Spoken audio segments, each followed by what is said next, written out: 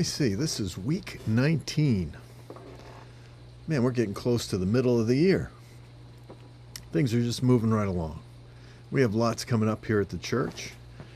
Not only what's going on with the School Verb Ministry, but also with Freedom River Outreach and just the many things that are happening. And we're thankful for everything that's coming up. But one of the big things coming up, which is one of my favorite days of the year, it's a work day, but man, is it a fun work day. We'll have a breakfast, and then we're going to get into dump day. That's going to be the first Saturday of June. I think it's June 1st, if I'm not mistaken, but you can check me out on that. Point of the matter is, we're going to get rid of a lot of stuff, and I hope you'll be praying for us for strength and a good crowd. And ladies, come right along too, because there'll be plenty of cleaning. We have,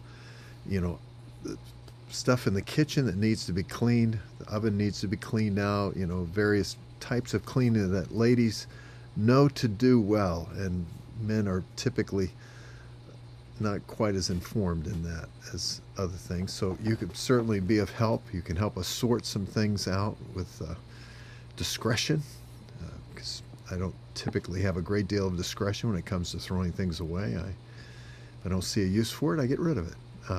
That doesn't mean it's not useful.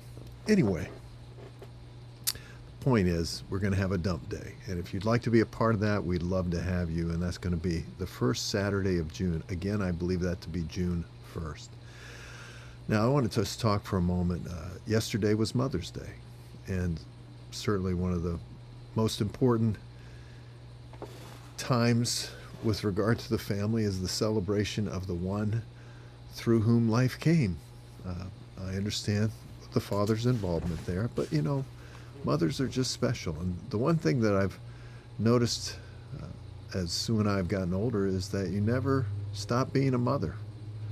Now, I understand that you can never really stop being a father also, but give me a little leeway here. It's Mother's Day. In some ways, fathers have the ability to just, love their children, but let them go and grow. But mothers never stop being mothers. They never stop feeling that heartbreak or the joy, or they never stop caring, or they never stop thinking, or they don't forget the birthdays, and they don't forget the major landmarks in a child's life. It doesn't matter how old they are.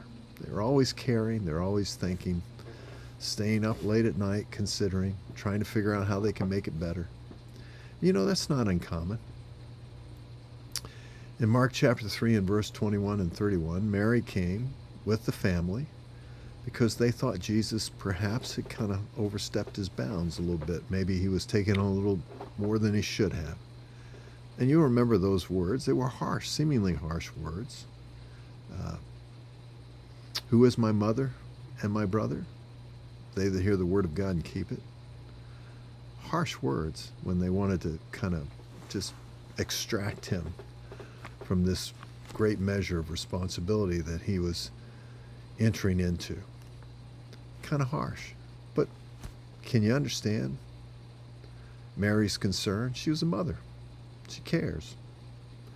Now I understand the prophecy that came in the book of Luke, I believe it's chapter 2, when she was told that the sword is going to pierce her belly, meaning that she's going to feel the depths of grief because of her son and the suffering that he would go through. But I just think it's quite interesting that mothers just bear this concern, and they always will. It's just part of their nature. And thankfully so. Oh, thankfully so. Thankfully, we have people that think about us and care for us and never lose sight of that. And doesn't it speak of the heart of God in so many ways? And I love the fact that Jesus literally remunerated her care. And I think it's just totally fitting. In John chapter 19, when Jesus looked down from the cross, basically the last words, some of the last statements he would make, and he looked at John and said, "This is your mother. Behold your mother." And he looked to Mary and said, "Behold your son." He transferred that care that she had. That you can imagine the heartbreak of that moment.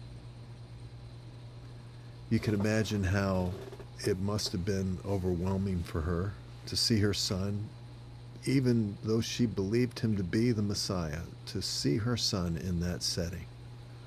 How overwhelming it must have been. And yet God never stopped caring for her, literally remunerating her concern, transferring that love to John and the responsibility. I don't find it uninteresting that John was the apostle that lived out his life. He lived out his life, many historians tell us, in Ephesus. And guess who was living there with him? Mary. He cared for Jesus' mother as if she were his own. Amazing. Ladies, thank God for you. Sue, don't even know where to begin. Don't even know where to begin. Thank God for you. Till next time, friends. God bless you.